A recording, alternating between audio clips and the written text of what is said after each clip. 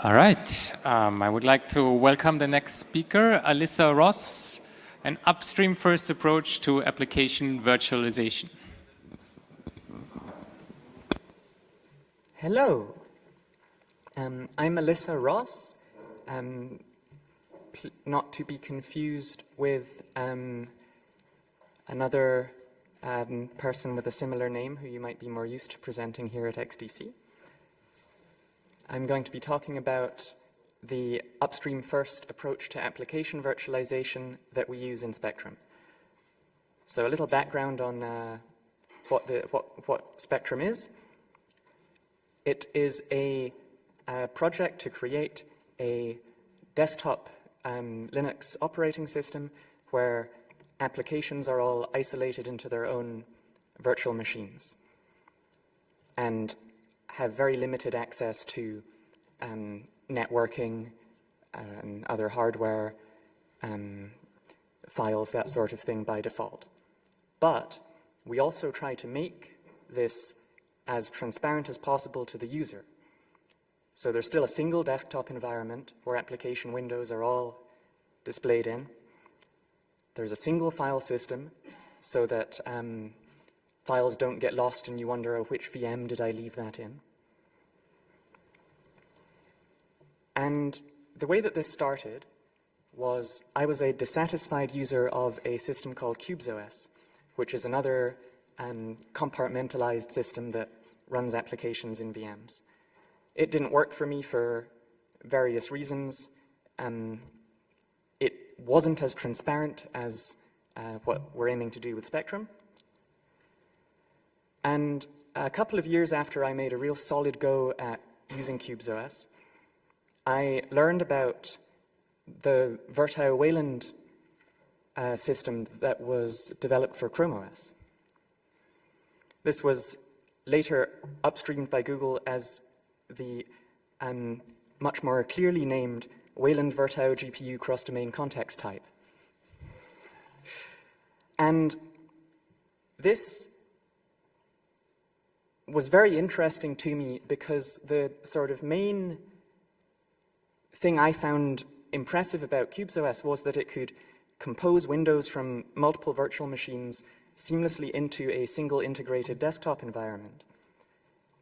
And Virtio-Wayland did something very similar.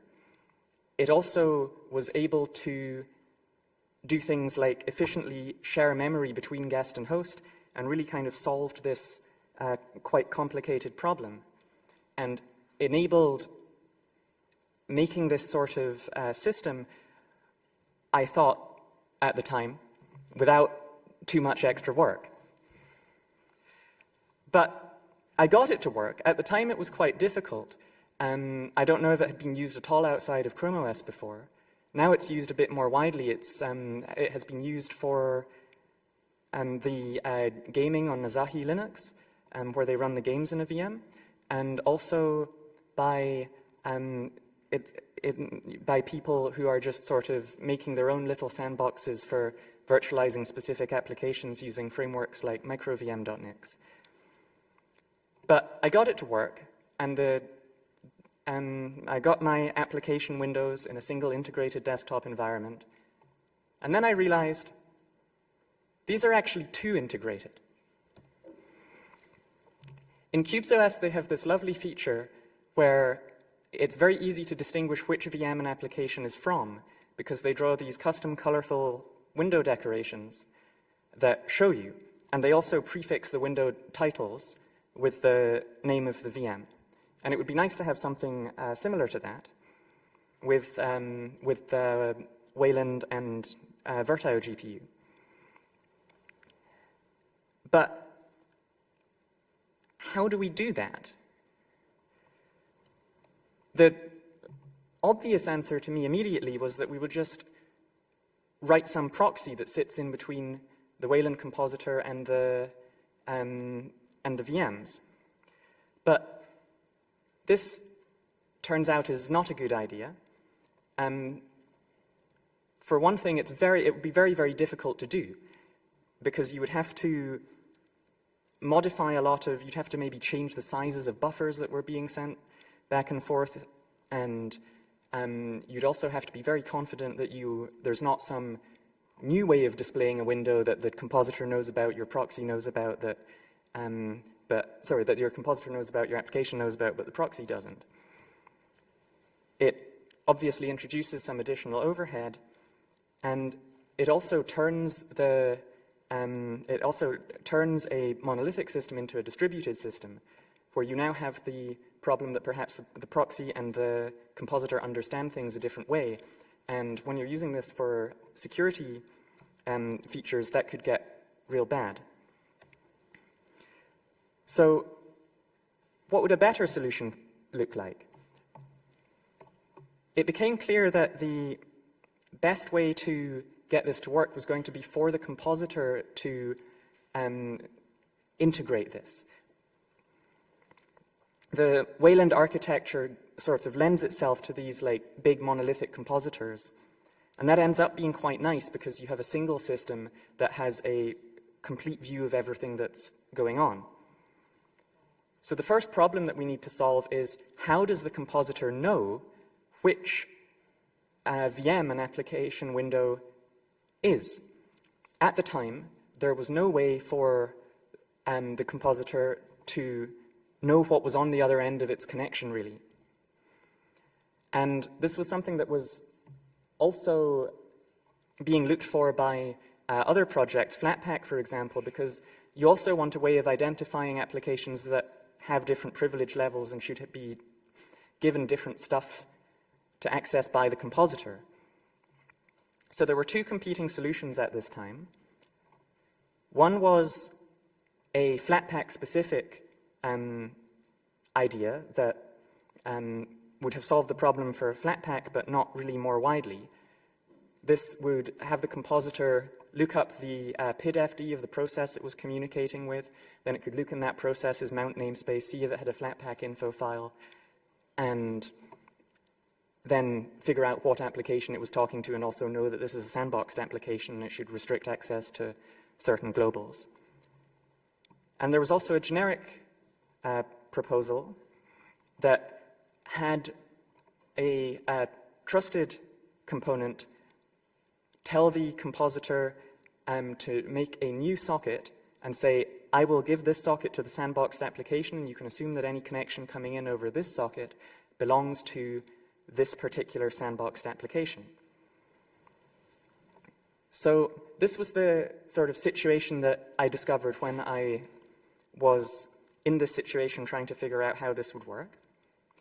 And I was able, or we were able to explain our use case, explain that like looking in the mount namespace of the process you're talking to isn't going to work across a VM boundary, and we would really like it if we could have a solution that did work for that. And we also provided an implementation of the generic solution for virtualized applications. To get a Wayland protocol standardized, you need to have 3 implementations, either 2 servers and a client, or 1 server and 2 clients. Simon, who proposed this protocol, provided a client, a server. We were able to provide the second client and then meet the requirements for standardization. So the generic solution that works for Flatpak will work for other same kernel sandbox systems, and also works for virtualization, was standardized as security context v1, and is now quite widely implemented by compositors. So now that the VM knows, now that the compositor knows which VM it's talking to, it has the information it needs to be able to draw these custom decorations, perhaps by asking some settings daemon on the system or whatever.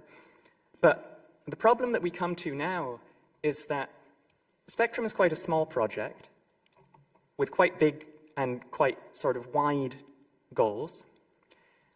We don't have the knowledge or time to be able to write and maintain our own special purpose Wayland compositor that can do these things. So what if, instead of doing that, we make it so that we can extend quite deeply an existing Wayland compositor? Could we turn a Wayland compositor into a library where the library just exposes essentially the compositor main function and adds hooks that let us override specific behaviors of that compositor when we need to. Drawing custom window decorations instead of the default ones. Mediating clipboard access would be another example of something that we want to do. That sort of thing. And yeah, this works really well. So we have a PR open that my colleague Eureka put together. We have broadly agreed on the approach with Victoria from Cosmic that we will be able to add this interface and use it. And so this is a screenshot of our initial implementation of our first hook in customizable Cosmic. It's just drawing red circles over the default window decorations because that's the easiest thing to get working. Once it's actually merged, and we know that this is a solution that's going to work out, we can put a bit more effort into making that look better.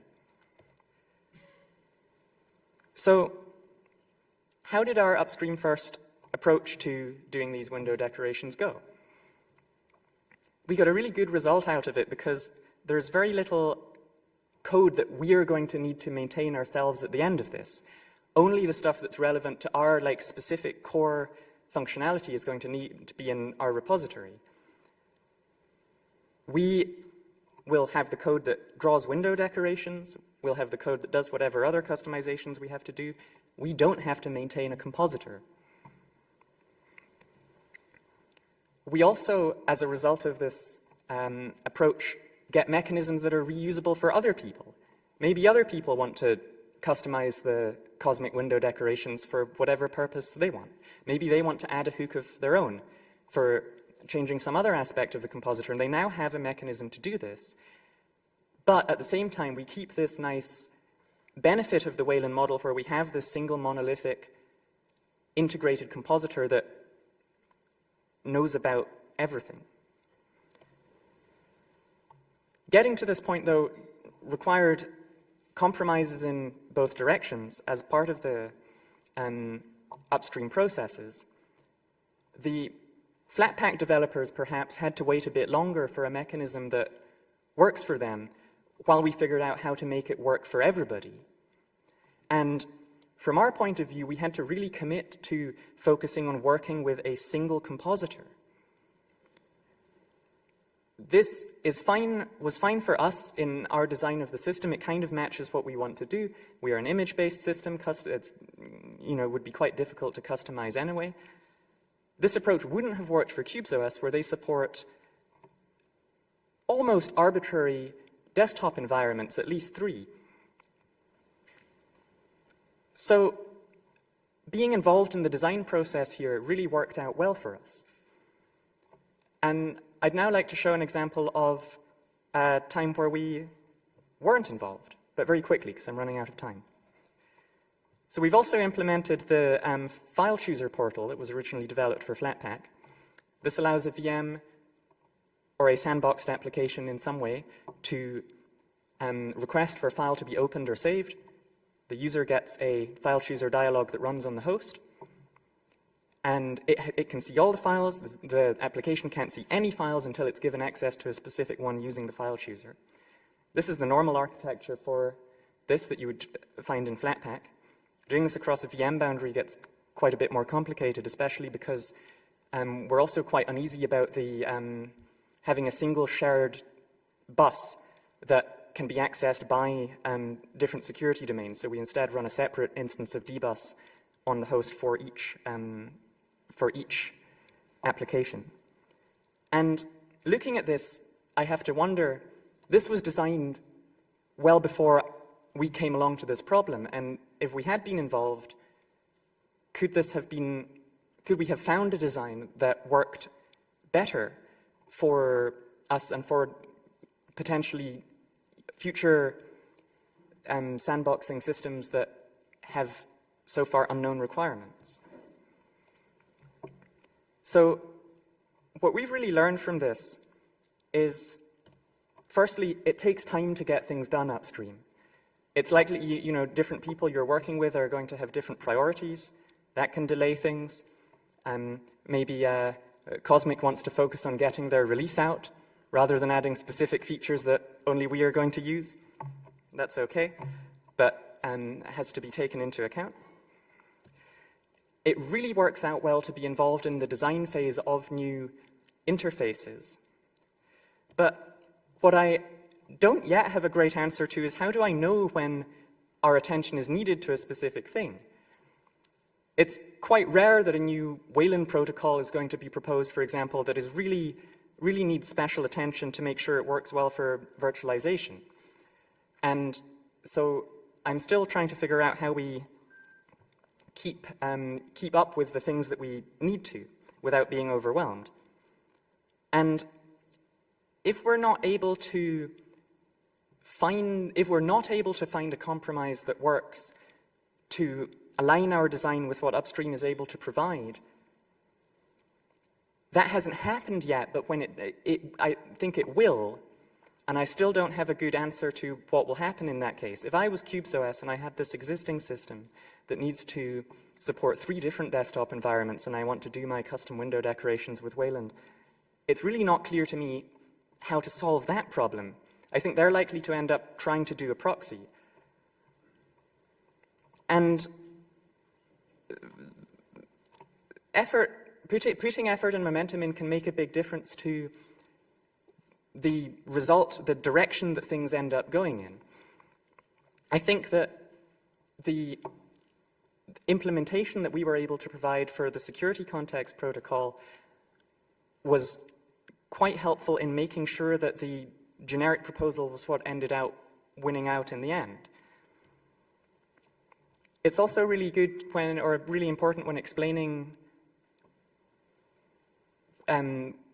why a specific solution is a good idea, to focus on why it benefits everybody, because it's quite difficult to get people to care about what they see as maybe quite a niche use case. But a lot of the time, making things portable and generic is useful to several other existing things. It's useful to for just future compatibility with things that don't exist yet but might. And whoops.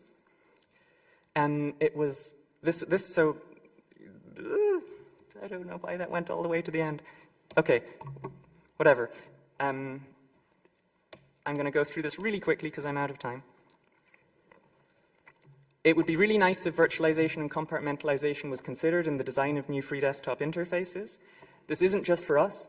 Asahi uses virtualization for running games and stuff. Flatpak and Snap do their own compartmentalization. For us, it's way easier to work with Wayland protocols than dbus interfaces. We have this lovely mechanism for transporting Wayland between guests and hosts.